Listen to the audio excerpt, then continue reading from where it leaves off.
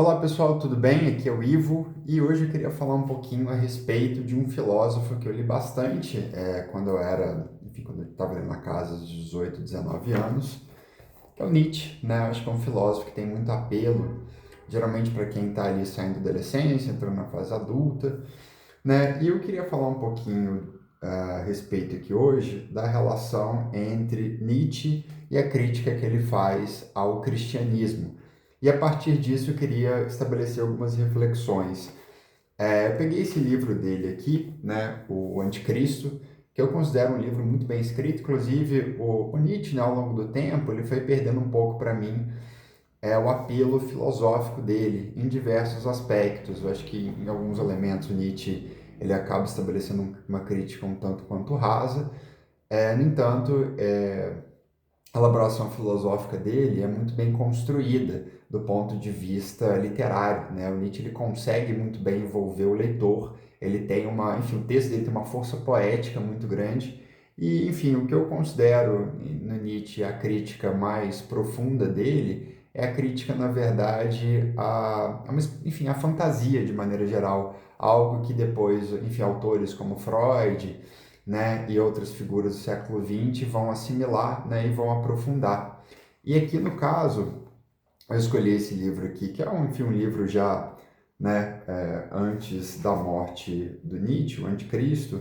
Ele tem uma passagem que eu considero sintética de uma série de pensamentos do Nietzsche a respeito do tema. Vou até ler aqui uma partezinha que diz o seguinte: no cristianismo, nem a moralidade nem a religião têm qualquer ponto de contato com a realidade. Aqui, né, ele já estabelece um elemento importante, né, que ele está falando nem a moralidade, ou seja, os valores que orientam ali o comportamento humano, né, em relação às outras pessoas, em relação, enfim, a pessoa em relação a si mesma, etc. Nem esses valores fundamentais que orientam o comportamento humano, nem o sistema, né, religioso tem qualquer contato com a realidade.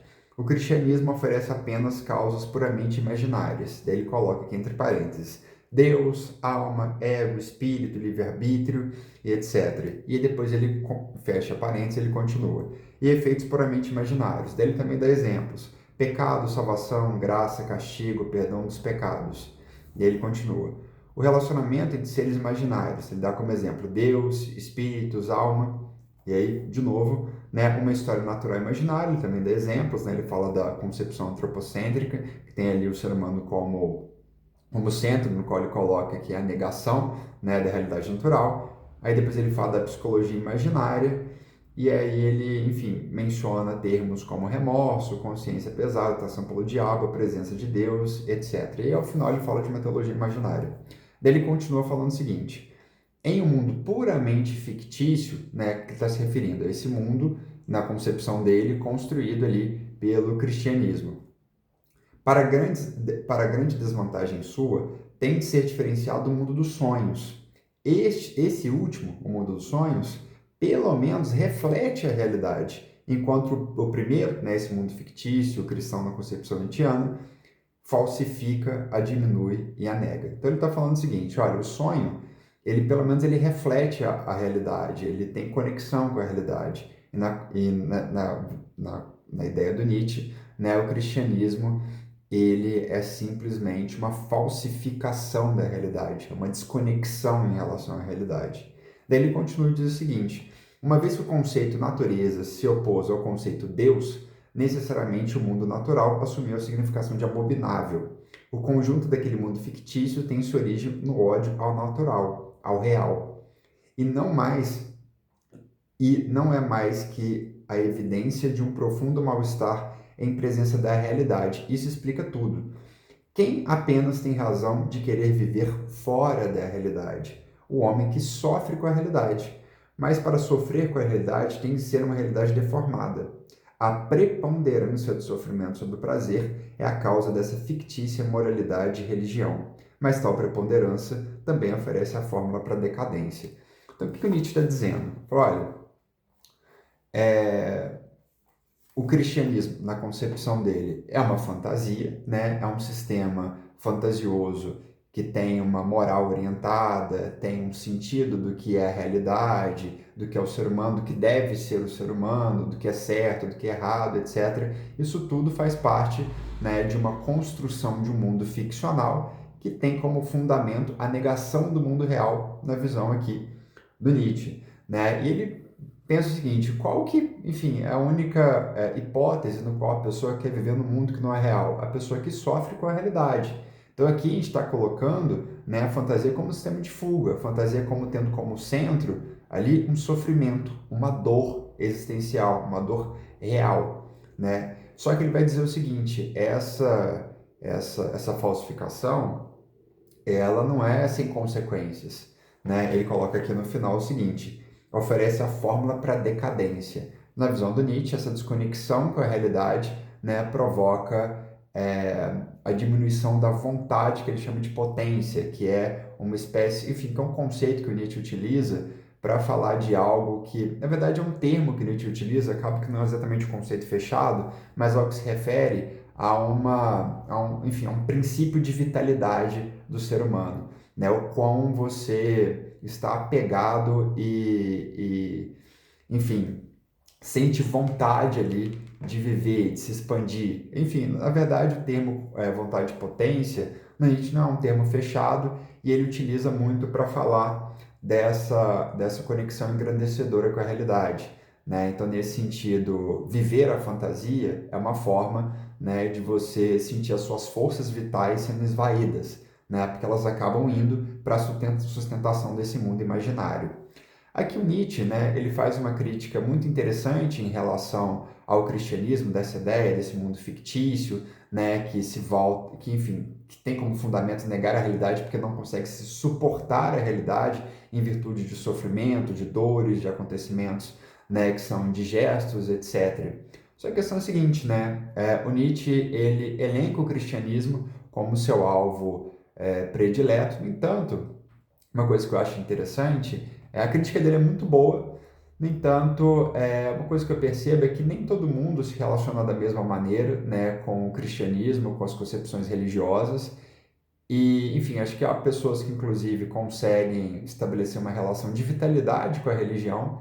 No entanto, acho que o Nietzsche ele percebe algo de muito profundo, que é a natureza ali da fantasia, né? E aí você não precisa necessariamente de se utilizar da religião para que a fantasia desempenhe esse papel que Nietzsche está descrevendo aqui no Anticristo, né? Eu percebo que isso também pode ser exercido, por exemplo, enfim, a ciência pode, né, exercer essa função através enfim, na verdade não é a ciência em si, né? Mas há uma espécie de cultura imaginária, repleta de expectativas em relação, né, à potência ali da ciência. A política também pode sofrer. A política, quando ela é tratada no sentido romântico, idealista, né, utópico, ela acaba se voltando desses valores fantasiosos como uma forma de negar o presente, de negar o aqui e o agora, né? E eu acho que hoje em dia, inclusive, o marketing ele vem exercendo um pouco essa função. Eu acabo percebendo que muitas pessoas se relacionam com as expectativas que elas assimilaram, né, das campanhas midiáticas, que hoje, enfim, são totalizantes, né? Você abre a televisão, tem um comercial, mas você na rua tem um outdoor, você abre o Instagram, o Facebook, qualquer lugar ali tem uma propaganda, e isso algo foi tão radicalizado que eu percebo que até, por exemplo, na produção para o YouTube ou para outros lugares descontraídas, acaba que os valores do marketing ficaram tão entranhados que eles são reproduzidos, né? Então, nesse sentido, o marketing ele se transformou no grande narrador da vida, né? A religião tinha esse papel de narrar a vida, né? Falar de onde que viemos, para onde vamos, o que é certo, o que é errado, o que deve ser feito, o que não deve ser feito, etc. Hoje em dia eu entendo que há uma preponderância muito profunda do marketing, né? E assim, e com isso eu quero dizer o seguinte: acaba que as campanhas publicitárias elas dramatizam alguns valores, né, associados ali ao universo de vendas, associado ao universo de competitividade, né, e isso acaba sendo profundamente influente. Inclusive eu vejo assim vertentes políticas se utilizando de toda essa construção, enfim, de um imaginário social em torno ali de valores relativos às campanhas publicitárias, sobretudo acabou vindo de maneira mais agressiva ali a partir da década de 80, 90, início dos anos 2000, hoje está muito enraizado, né, ao ponto que é até difícil um pouco de você remontar, né, as origens, de onde que vieram essas ideias, de onde que vieram esses valores, né, esses direcionamentos para o futuro, né? Então, nesse sentido, eu entendo que o Nietzsche aqui ele está tratando de algo que o próprio Freud, assim, posteriormente ele vai tratar. Acaba que a crítica à fantasia é uma crítica antiga da filosofia, né? O Spinoza ele já tem ali algumas críticas estabelecidas nas suas obras mais centrais. Você tem outros filósofos ali do iluminismo que também faz uma crítica à fantasia. O Freud faz uma crítica a determinadas fantasias pessoais que as pessoas utilizam para seguir adiante. O Marx faz algumas críticas, algumas fantasias de natureza política, né? Acaba que o tema da fantasia vai ser um objeto central de discussão ali no século XIX, né? Então, assim, a crítica do Nietzsche é interessante, ele descreve muito bem. No entanto, eu acho que é importante de ser colocado que essa relação indireta com o mundo, permeada por uma fantasia, ela é algo muito comum, né? E aqui tem algo de importante, porque é o seguinte, a fantasia, ela é uma ilusão, né? E a ilusão, ela é diferente do erro. O erro, simplesmente, ele... Enfim, você tem uma visão errada sobre a realidade. E daí a realidade se mostra algo diferente daquilo que você achava que era, né? Então, nesse sentido, você reconhece, olha, eu me equivoquei, a realidade não é isso, né? É essa outra coisa. Você acreditava que ia ser algo, mas não era. Então, isso aqui se trata de um simples equívoco, né? Quando se trata de um simples equívoco, se eu estou equivocado e a realidade mostrou que aquela minha concepção, né, era divergente, não era real, não era fundada, né, eu simplesmente abro mão daquela visão, né? Isso é um equívoco simples. Agora, a ilusão, ela é mais complexa, né? Ela não é somente um erro de cálculo a respeito da realidade. A ilusão, na verdade, ela tem ali no seu fundamento um desejo, né, de que aquilo seja real, né? Então, é frequente quando a pessoa, por exemplo, está iludida, né, você mostra para ela a realidade, ela se depara com o fato e daí, né, ela vai e nega o fato. Então, assim, a ilusão, ela está para além do equívoco, né? O equívoco, puro e simplesmente, ele é desfeito na medida em que ele se prova, né, sem fundamentos, né, em que a realidade se mostra algo divergente daquilo.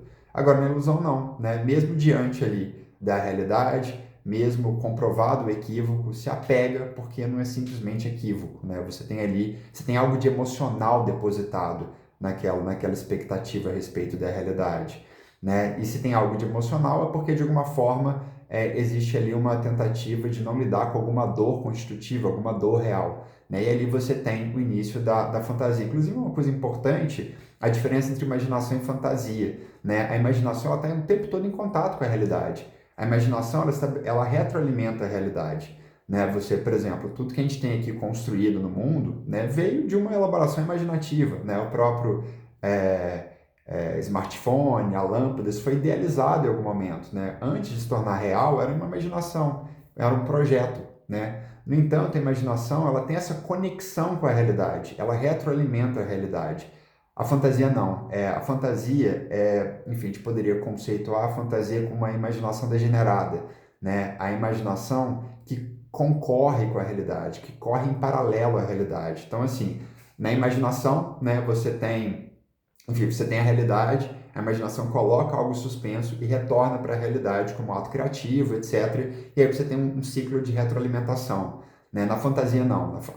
Na fantasia, a imaginação, ela apresenta uma fissura em relação à realidade. E realidade, né, e imaginação correm em paralelo, né? A fantasia é uma negação da realidade, uma negação radical da realidade, no qual se perde contato com a realidade. É por isso que o Nietzsche, acho que quando ele fala, por exemplo, Nietzsche, ao longo da obra dele, ele fala a respeito, ele identifica ali o universo cristão com uma espécie de doença do espírito, né? Ele menciona ali que o teólogo é uma figura cansada, dada a enfermidades fisiológicas, etc. Ele percebe, né, que a fantasia ela acaba exercendo um papel ali de declínio da vitalidade, né? Acaba que a energia vital passa para sustentar aquela negação do mundo, né? e isso é um desvio de energia muito profundo. Volto aqui a dizer, né, que eu acho que a crítica do Nietzsche ao cristianismo é uma crítica interessante, mas, enfim, olhando na prática, assim, na realidade, eu percebo que vai muito do papel que aquele sistema ocupa na vida da pessoa, né? Se constitui ali como uma fantasia fundamental através do qual ela se relaciona com a vida ou não, e não é só a religião que pode assumir essa posição, né? Como eu falei, eu acho que o marketing hoje acaba assumindo bastante esse papel, né, de produções de fantasias, de produções de imaginações que concorrem com a realidade, que servem para negar a realidade, né? Então, nesse sentido, acho que o Nietzsche, assim, lendo até o Anticristo mesmo, eu vejo alguns, assim, alguns equívocos históricos, né? Algumas, enfim, algumas críticas a determinadas correntes filosóficas que acho que foram críticas injustas. No entanto, o Nietzsche ele tem dentro da obra dele, ele tem uma psicologia, né, da fantasia, enfim, uma psicologia crítica em relação à fantasia muito bem estabelecida, muito profunda, né, que foi bastante rica para, enfim, para a psicologia profunda do século XX. Então, nesse sentido, acho que o Nietzsche tem muita validade nesse sentido, quando se trata de alguns assuntos ali relativos à psicologia do sujeito, né, completamente tomado pelas suas fantasias, que se distancia, se desconecta da realidade. Então, pessoal, esse vídeo de hoje foi isso, falar um pouquinho aqui do Anticristo. Um abração e até mais.